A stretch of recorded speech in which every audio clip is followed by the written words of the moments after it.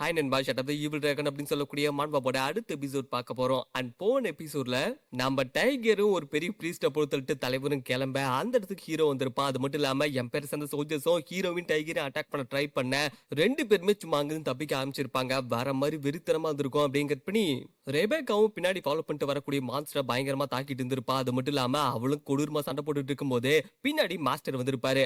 ஆமா, நீ என்ன பண்ணிட்டு இருக்க, கொஞ்சம் நகருது நான் பாத்துக்கிறேன் அப்படின்னு சொல்லிட்டு அவரு ஒரு பாம்பை வந்து குயிக் பண்ணி தூக்கி போட, இதை பார்த்த ரெபேக்காவும் தலை ஆமா என்ன தூக்கி போட்ட அப்படின்னு சொல்லி கேட்கும் போதே கொஞ்சம் வெயிட் பண்ணி பாரு அப்படின்னு சொல்ல அதுக்கேற்ற மாதிரி அந்த பாம்பு பிளாஸ்ட் ஆயிருக்கும். அது மட்டும் இல்லாம அது வந்து ஒரு எலக்ட்ரிக்கல் நெட் மாதிரி இருந்திருக்கும். டக்குனு அங்க இருக்கக்கூடிய மான்ஸ்டர் எல்லாத்தையும் கேப்சர் பண்ணிருக்கும். அது மட்டும் இல்லாம வெறித்தனமா எலக்ட்ரிசிட்டியும் பாஸ் ஆக ஃபாலோ பண்ணிட்டு வந்த மான்ஸ்டர் எல்லாமே மட்டையா இருக்கும். சும்மா அப்படி இருந்திருக்கும். இதை பார்த்த ரெபேக்காவும் தலை நிஜமாலுமே நீ மாஸ்க் காமிச்சிட்ட, மான்ஸ்டரை இப்படி கூட தாக்கலாமா, எனக்கு இன்னைக்கு தான் தெரியும் அப்படின்ட்டு ரெபேக்காவும் சொல்ல டைகரும் இப்படி கூட தாக்கலாம், அது மட்டும் இல்லாம நீ இப்போ தானே சின்ன பொண்ணு, அப்படி இருக்கும்போது போக போக நிறைய கத்துப்ப அப்படின்ட்டு அவனை சீரப் பண்ணிட்டு இருக்க. கொஞ்ச நேரமும் போயிருக்கும். கொஞ்ச நேரத்துக்கு அப்புறம் இவங்களும் சேஃபான பிளேஸ்க்கு வந்திருப்பாங்க. அது ஒரு ஸ்லம் தான். இவங்க மூணு பேருமே உட்காந்து குக் பண்ணிட்டு இருந்திருப்பாங்க. டைகரும் நான் உனக்கு ஒரு நல்ல பீஃபா சமைச்சு போட ஆசைப்பட்டேன், பட் அது முடியாம போயிடுச்சு, கொஞ்சம் மன்னிச்சிரு அப்படின்னு சொல்லிட்டு டைகரும் மன்னிப்பு கேட்டிருப்பாரு. ஹீரோவும் அதெல்லாம் விடுங்க, அதெல்லாம் நான் எப்பயுமே எக்ஸ்பெக்ட் பண்ண மாட்டேன், பட் எனக்கு ஒரு விஷயத்தை பத்தி சொல்லுங்க, எங்க உங்களோட ஒய்ஃப் போனாங்க, அவங்க சேஃபா இருக்காங்களா அப்படின்னு சொல்லி கேட்கும் போது டைகரும் பார்த்திருப்பான். ஏன்டா இத்தனை வருஷத்துக்கு அப்புறம் என்ன பார்க்க வந்திருக்கேன், நான் எப்படி இருக்கேன்லாம் நீ கேட்கல, என் பொண்டாட்டி எப்படி இருக்கான்னு தான் உனக்கு கவலை, அவன் நல்லா தான் இருக்கா, நல்ல ஒரு சேஃபான இடத்துல இருக்கா அப்படின்ட்டு மாஸ்டர் சொல்ல அண்ட் அவரு பேசிக்கிட்டே சாப்பாட போட ரெபேக்காவுக்கு சாப்பாட்டை பார்த்த உடனே குஷியா இருக்கும். அவளும் எட்டி பார்த்துருப்பா, ஐ சோறு அப்படின்னு சொல்லி பார்த்துட்டு இருக்க. நம்ம ஹீரோவும் ஆமாங்க என்னதான் நடக்குது அப்படின்னு சொல்லி கேட்கும் போது நீ முன்னாடி பார்த்த மாதிரி இந்த எம்பையர் கிடையாது, சுத்தமா மாறிடுச்சு அப்படின்னு சொல்லிட்டு அவரும் சாப்பாட்டை ரெபேக்கா கிட்ட கொடுக்கும் போது ரெபேக்காவும் வாங்கியிருப்பா. 3 வருஷத்துக்கு முன்னாடி டிராகன் ஸ்லேயர் டீம் வந்து பயங்கரமா ஒரு தோல்வி அடைஞ்சாங்க, அதுக்கான காரணம் நீ அப்படின்னு சொல்லி எம்பையர் சொன்னிச்சு. நீ ஒரு துரோகி அப்படின்னு சொல்லிட்டு உனக்கு ஒரு முத்திரை குத்துனாங்க, பட் அதை என்னால ஏத்துக்கவே முடியல.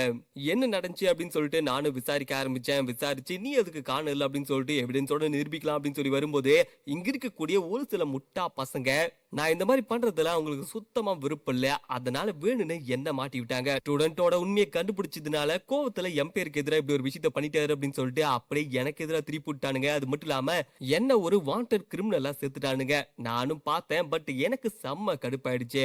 அதுக்கப்புறம் நான் ஒரு வருஷம் தெளிவா வந்து அனலைஸ் பண்ணேன் எவன் இதுக்கு பின்னாடி இருக்கான். அது மட்டும் இல்லாம இப்ப இருக்கக்கூடிய எம்பையர் ஃபுல்லாவே கரப்டா இருக்கு, எவன் அதுக்கு எல்லாத்துக்கு காரணம் அப்படின்னு சொல்லிட்டு தேடி கண்டுபிடிச்சு ஒவ்வொருத்தரா தட்டி தூக்க ஆரம்பிச்சேன். இவனுங்க கிட்ட உட்காந்து பேசினா கண்டிப்பா வேலைக்கு ஆகாது, அதை பத்தி எனக்கு நல்லாவே தெரியும். அதனாலதான் இந்த ஒரு ஆப்ஷனை நான் சூஸ் பண்ணேன்.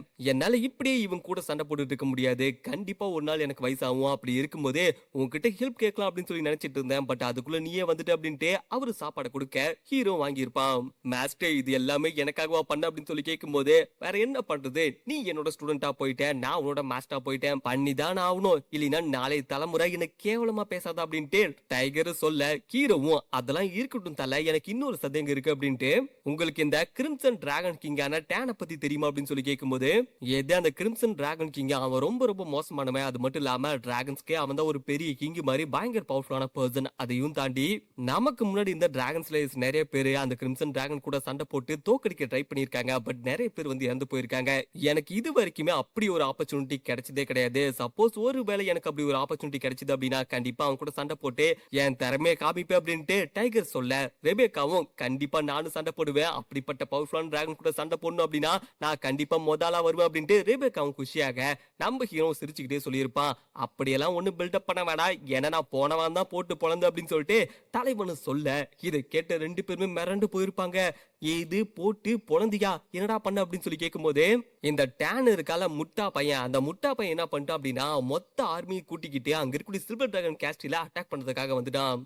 அப்பேன்னு பார்த்து சில்வர் டிராகன் குயினுக்கு குழந்தை பிறக்கிற ஸ்டேஜ், அவங்களால சண்டை போடவும் முடியாது, அதான் நான் குறுக்க பூந்து ஒரு ஆட்டத்தை போட்டேன் அப்படின்னு சொல்ல இதை கேட்ட ரெபேக்காவும் ஏன்டா முட்டா பையல நீ எதுக்காக போய் சண்டை போடணும், உன்னை அவங்க தான் கைது பண்ணி வச்சிருந்தாங்க, அப்படி இருக்கும் போதே இந்த ஆப்பர்ச்சுனிட்டி பயன்படுத்தி தப்பிச்சு வந்துக்கலாமே அப்படின்னு சொல்லி கேட்க அது எப்படி வருவான், குழந்தைய அவனோட தானே அப்படின்னு சொல்ல ரெபேக்காவும் கத்தியிருப்பா.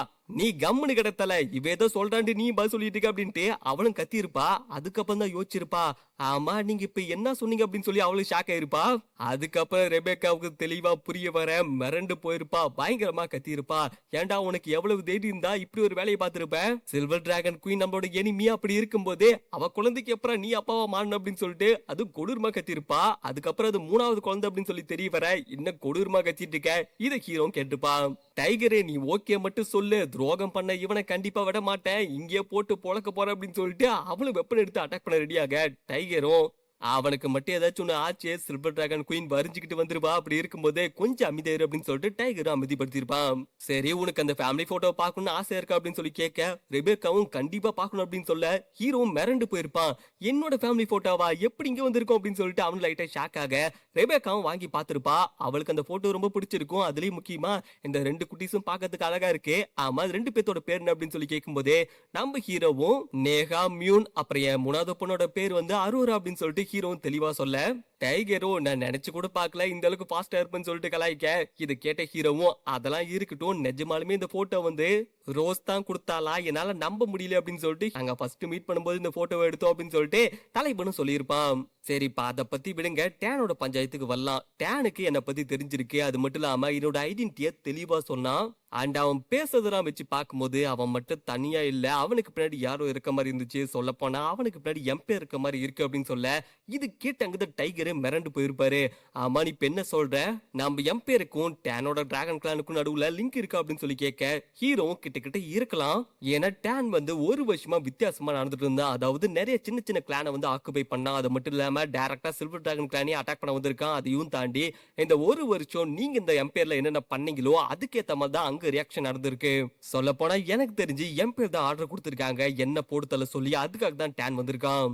அப்புறம் நான் எப்ப டேனை வந்து போட்டு தள்ளனோ அப்பே எம்பேர் வந்து உஷாராயிட்டாங்க. நான் மட்டும் திரும்ப வந்தேன் அப்படின்னா கண்டிப்பா எம்பேருக்கு ஆபத்து அப்படின்னு சொல்லிட்டு, அதனால தான் எம்பேர்ல கூடிய மக்களுக்கு எது ஆனாலும் பரவாயில்ல அப்படின்னு சொல்லிட்டு மேஜிக்கல் பீஸ்ட ஓப்பனாவே அவுத்து விட்டுருக்காங்க. ஏன்னா நான் மட்டும் உங்க கூட சேர்ந்துட்டேன் அப்படின்னா இந்த பிரச்சனைக்கெல்லாம் எவன் காரணம், எவன் இதுக்கு பின்னாடி இருக்கான் அப்படின்னு சொல்லிட்டு அசால்ட்டா கண்டுபிடிச்சிருவோம். அதனால கண்டிப்பா எம்பேருக்கு தான் பிரச்சனை வரும். சரி இப்ப எல்லாத்துக்குமே எம்பேர் தான் பின்னாடி இருக்காங்க அப்படின்னா உன்னோட பிளான் என்ன அப்படின்னு சொல்லி கேட்கும்போது, ஹீரோவும் எவன் துரோகம் பண்ணா, எவன் ட்ரேட்டர் அப்படின்னு சொல்லிட்டு கண்டுபிடிக்கணும். அது மட்டும் இல்லாம அவனை வச்சுதான் எம்பேர் எந்த அளவுக்கு இன்வால்வ் ஆயிருக்கு, டிராகன் கிளானுக்கும் எம்பேருக்கும் நடுவுல என்ன போயிட்டு இருக்கு அப்படின்னு சொல்லிட்டு எல்லாத்தையும் தெளிவா கண்டுபிடிக்க முடியும். டைகரும் நீ ஒண்ணு கவலைப்படாத, உனக்கு என்ன தோணுதோ அதை பண்ணு, கண்டிப்பா நான் உனக்கு சப்போர்ட்டா நிப்பேன் அப்படின்னு சொல்ல, ரெபேக்காவும் கண்டிப்பா நானும் நிப்பேன், ஒருவேளை என்ன மட்டும் இந்த டீம்ல இருந்து வெளியே அனுப்புன்னு நினைச்சீங்க அப்படின்னா கண்டிப்பா நான் சாம விட்டுருவேன் அப்படின்னு சொல்லிட்டு அவளும் சின்ன குழந்தை மாதிரி கத்திட்டு இருக்க. இதை ஹீரோ கேட்டுப்பான். அது மட்டும் இல்லாம மாஸ்டரும் என் ஒய்ஃப் எனக்கு ஒரு ஆர்டர் போட்டிருக்கா, உனக்கு எதுவுமே ஆகக்கூடாதான், ஒருவேளை உனக்கு மட்டும் ஏதாச்சும் ஒண்ணு ஆயிடுச்சு அப்படின்னா கண்டிப்பா அவனை சும்மா விட மாட்டா, பீஸா வெட்டி போட்டிருப்பா. அதுலயும் முக்கியமா நீ செத்து போயிட்டு அப்படின்னா அந்த கழுதைக்கு யார் வந்து எல்லா வேலையும் செஞ்சு விடுறது அப்படின்னு சொல்ல, இதை கேட்ட ஹீரோ மிரண்டு போயிருப்பான். ஆடா பாவீங்களா, கழுதைக்கு வேலை செய்யறதுக்கு ஒரு ஆளாடா கேக்குறீங்க, சரி விடுங்க என்னோட ஃபேமிலி இன்னும் கொஞ்சம் கூட மாறாம அப்படியே தான் இருக்கு அப்படின்னு சொல்லிட்டு ஹீரோ யோசிக்க. அதுக்கப்புறம் இன்னொரு முக்கியமான விஷயம், என்னால மேஜிக்கை யூஸ் பண்ண முடியாது, அதுக்கான காரணம் ஒண்ணு இருக்கு அப்படின்னு சொல்ல, இதை கேட்டு அவங்க 2 பேருமே மிரண்டு போயிருப்பாங்க. ஏது மேஜிக்கை யூஸ் பண்ண முடியாது அப்படின்னு சொல்லிட்டு. அண்ட் அப்படியே கட் பண்ணா கொஞ்ச நேரத்துல ஹீரோவோட டிராகன் பேட்டர்னும் க்ளோ ஆக, இத பார்த்த ஹீரோ மிரண்டு போயிருப்பான். ஆமா இது எதுக்கு தேவையில்லாம எரியுது அப்படின்னு சொல்லிட்டு தலைவனுக்கு ஷாக் ஆக, ரெபேக்காவும் டைகரும் ஆமா என்ன நடக்குதுங்க அப்படின்னு சொல்லிட்டு அவங்களுக்கு குறுகுறுன்னு பார்க்க இந்த சாப்டர் இங்கே முடியுது நண்பா. எம்பேர் ஏதோ ஒரு பெரிய தப்பு பண்ணியிருக்காங்க, அந்த தப்பை மறைக்கணும் அப்படிங்கிறதுக்காக டிராகன் கூட கை கோத்து ஹீரோ போட்டு தள்ளதுக்காக பிளானும் பண்ணியிருக்காங்க. பட் நம்ம ஹீரோ குறுக்கு பூந்த டேனை போட்டு தள்ளவும் எம்பேருக்கு பயங்கரமான பிரஷர் ஏற்பட்டிருக்கும். அப்படி இருக்கும்போது அவங்க என்ன பண்ண போறாங்க, அது மட்டும் இல்லாம இவங்க 3 பேரும் ஒன்னா சேர்ந்து எம்பேருக்கு எதிராக என்னென்ன பண்ண போறாங்க அப்படிங்கறத பொறுத்து பாருங்க, செம்மையா இருக்கும். டான்ஸ் பாஸ் அப்படி நண்பா.